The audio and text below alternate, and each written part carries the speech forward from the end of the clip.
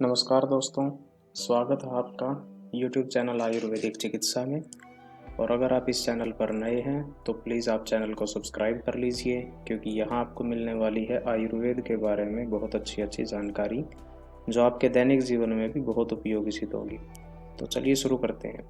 और अगर आपने इस चैनल को सब्सक्राइब नहीं किया है तो चैनल को सब्सक्राइब कर लीजिए। और इस वीडियो का अगर आपने पहला भाग नहीं देखा है तो उसका लिंक मैं वीडियो के डिस्क्रिप्शन में नीचे दे दूंगा, आप उसे ज़रूर देखिए और अपने विचार आप हमें कमेंट सेक्शन में ज़रूर बताएं।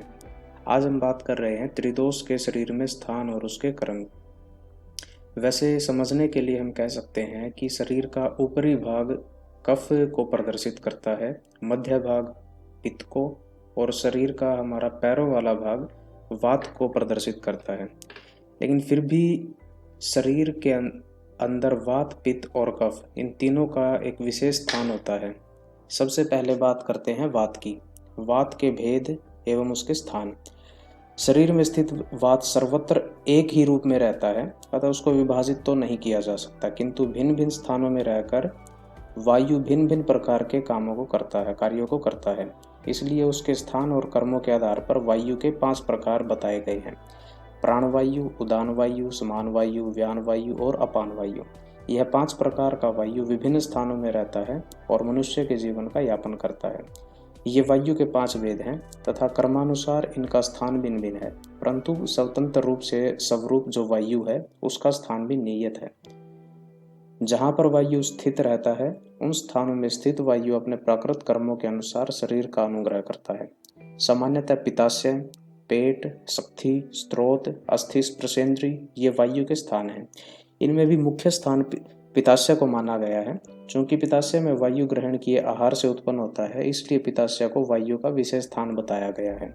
इसी प्रकार 5 प्रकार की वायु के स्थान हैं, परंतु वायु का विशेष स्थान हृदय और नाभि प्रदेश में माना गया है। प्राण वायु शरीर के लिए अत्यंत महत्वपूर्ण है, क्योंकि इसके द्वारा संपन्न होने वाली क्रियाएं शरीर के जीवन यापन से संबंध रखती हैं।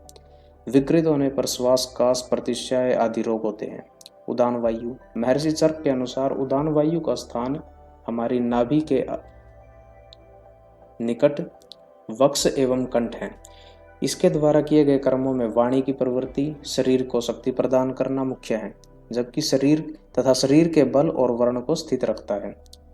विकृत होने पर नेत्र, मुख, नाक, कान और शिरोरोग उत्पन्न होते हैं। समान वायु पाचक अग्नि के समीप आमाशय और ग्रहण में रहती है। इसका कार्य अन्न को पचाना, अग्नि को बल प्रदान करना तथा रस, पुरुष और मूत्र को पृथक करना है।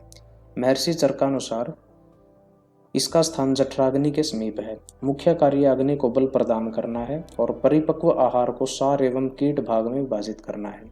इसमें विकृति आने पर गुल्म, मांद, अग्नि अतिसार रोग होते हैं। व्यान वायु को सर्व शरीर व्यापी बताया गया है और इसके द्वारा मुख्य रूप से शरीर में रस के संवहन का कार्य किया जाता है, अर्थात जो खाने से रस हमारा तैयार होता है उसको शरीर में पहुंचाने का काम व्यान वायु करती है। स्वेद और रुधिर का स्राव होता है। महर्षि चर्क के अनुसार शरीर के प्रत्येक अवयव में होने वाली क्रिया व्यान वायु के अधीन है, अर्थात ट्रांसपोर्ट का कार्य व्यान वायु के द्वारा ही हमारे शरीर में होता है। चाहे वह क्रिया ऐच्छिक हो या अनैच्छिक, वायु के द्वारा उसे गति प्राप्त होती है। इस प्रकार व्यान वायु के द्वारा संपूर्ण चेष्टाएं होती हैं, शरीर में रस का संवहन होता है। इसके कुपित हो जाने पर ज्वर, अतिसार, रक्तपित्त, यक्ष्मा जिसे हम टीबी के नाम से जानते हैं, ट्यूबरकुलोसिस प्रभृति सर्वांग रोग होते हैं। अपान वायु मुख्य रूप से शरीर के अधोभाग में रहती है और अधोभाग से बाहर निकलने वाले द्रव्यों के निष्कासन का कार्य करती है। कुपित होने पर यह अस्मरी, मूत्रकृच, शुक्रदोष, अर्श, भगंदर, गुदपाक आदि तरह के रोग उत्पन्न करती है। अब हम बात करते हैं पित्त की। पित्त के भेद एवं उनके स्थान। तप्ती इति पित्तम, जो शरीर में ताप, गर्मी उत्पन्न करती है उसे पित्त कहते हैं। शरीर में पित्त शब्द को स्थान का बोध होता है जो उष्णता प्रदान करता है, अर्थात गर्मी प्रदान करता है। पित्त के द्वारा शरीर में जो कुछ भी कार्य संपन्न होता है वह अग्नि के समान गुण कर्म वाला होता है, इसलिए पित्त शरीर में अग्नि भाव का ही प्रचायक है।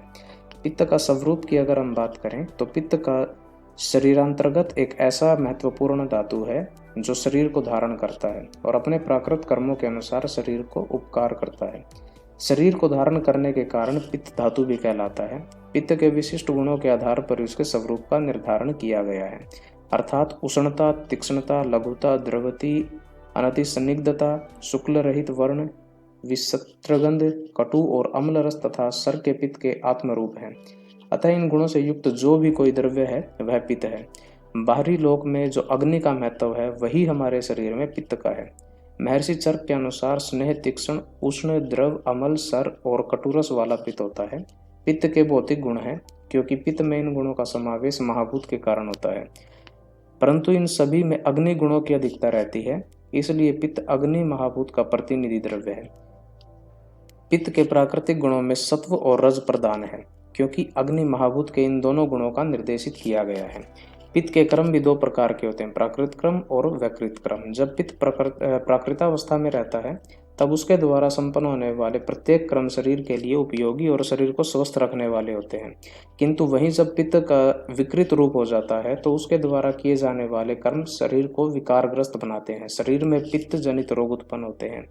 महर्षि चरक के अनुसार नेत्रों के द्वारा देखने की क्रिया, खाए हुए आहार को परिपाक करना, शरीर में ऊष्मा का निर्माण करना, यथावश्यक भूख उत्पन्न करना, प्यास लगना, शरीर में मृदुता उत्पन्न करना, शरीर की प्रसन्नता रखना और बुद्धि उत्पन्न करना, ये प्राकृत पित्त के कर्म हैं।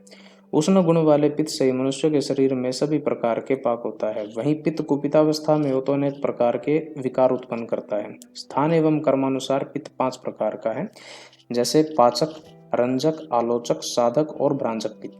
पाचक पित्त शरीर में सूक्ष्मतम भाग में होने वाले पाक का आधार यही पाचक पित्त है। इसी पाचक पित्त के कारण धात्वाग्नि तथा भौतिक अग्नियों में नाम रहते हैं। यह पित्त शरीर के मुख्य रूप से पाकवाश्य और आमाशय के मध्य भाग में स्थित रहता है और पाचक पित्त अन्न का पाचन करके उसके अवयवों को सूक्ष्म रूप प्रदान करता है, जिससे धात्वाग्नि सरलतापूर्वक उनका परिपाक करके धातुओं में परिवर्तित कर देती है। रंजक पित्त। रंजक पित्त यकृत प्लीहा में जो पित्त स्थित रहता है उसकी रंजकाग्नि संज्ञा है। वह रस का रंजन कर उसे लाल वर्ण प्रदान करता है, अर्थात जो भोजन से रस प्राप्त हुआ उसका रक्त में निर्माण करना इसी का कार्य है। इसके अनुसार रंजक पित्त का मुख्य स्थान यकृत और प्लीहा माना गया है, किंतु कुछ आचार्यों ने रंजक पित्त का स्थान आमाशय और हृदय प्रदेश भी माना है।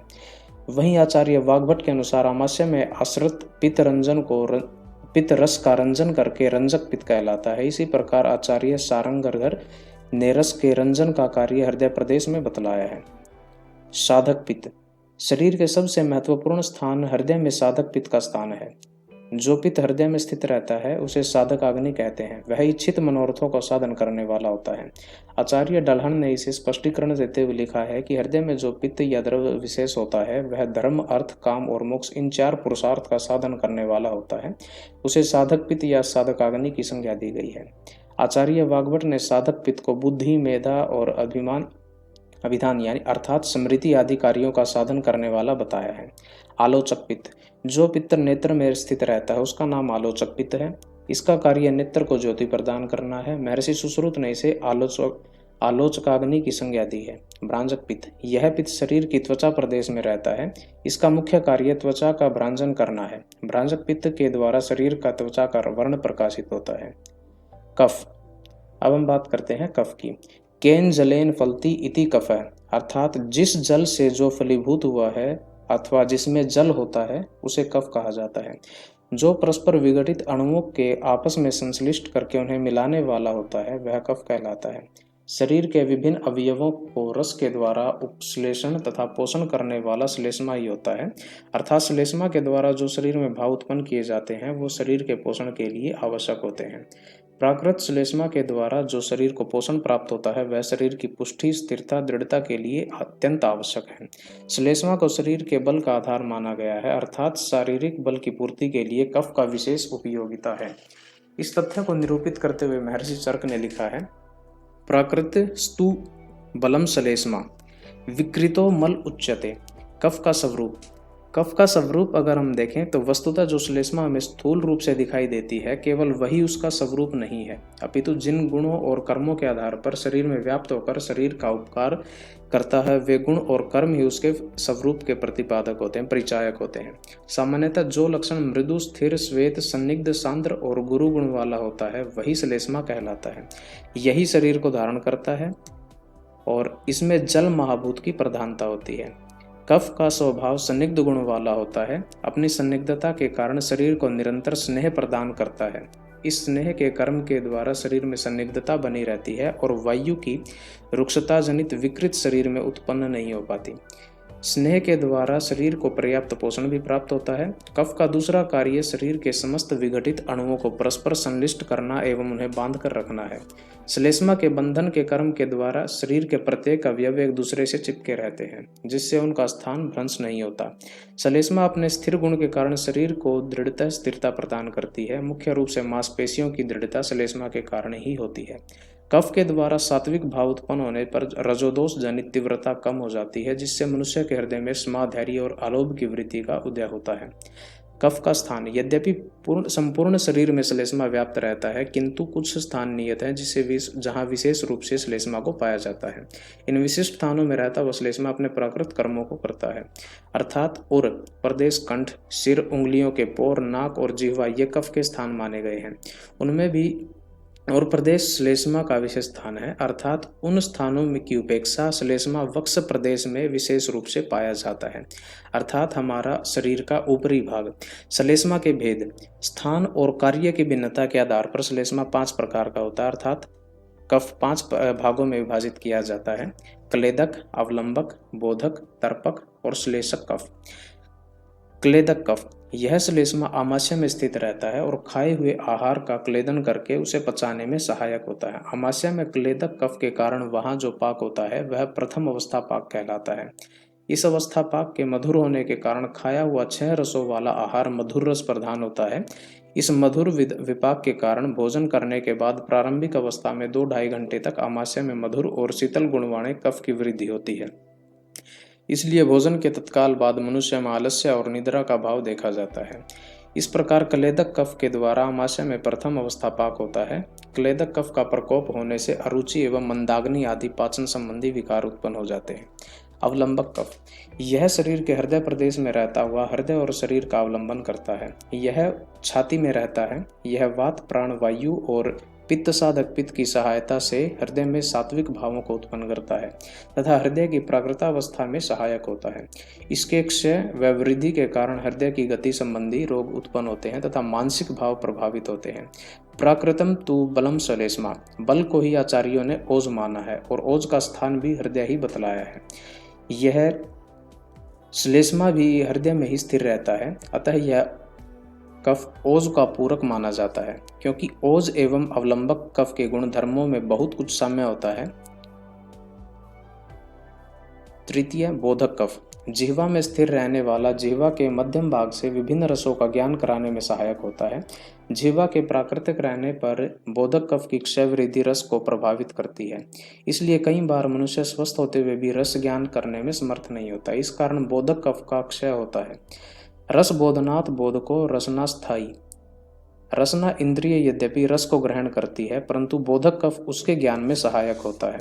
तर्पक कफ यह सिर में रहता है, वहां से इंद्रियों का तर्पण करता है। यद्यपि आचार्य के वचनानुसार सिरः संस्थोऽस्थि तर्पणात् तर्पक है, अर्थात अस्थि का तर्पण करने के कारण सिर में स्थित रहने वाला कफ तर्पक कफ कहलाता है। यह कफ सभी इंद्रियों का तर्पक करता है। सिर में स्थित तर्पक कफ के द्वारा बुद्धि तथा उससे संबंधित स्मृति आदि भावों का तर्पक किया जाता है। इस प्रकार तर्पक कफ के कारण सभी इंद्रियां एवं समस्त बौद्धिक भावों का तर्पण किया जाता है तथा मानसिक भावों को स्थिर बनाता है। श्लेषक कफ इसका स्थान मुख्य रूप से संधियों में बताया गया है। विशेष रूप से चल संधियां ही इसका स्थान है। संधियों में निरंतर गति होने के कारण वहां स्नेह तत्व की आवश्यकता होती है। स्नेह तत्व के बिना संधियों के प्राकृतिक रूप की गति नहीं होती और वेदना आदि विकार वहां उत्पन्न हो जाते हैं।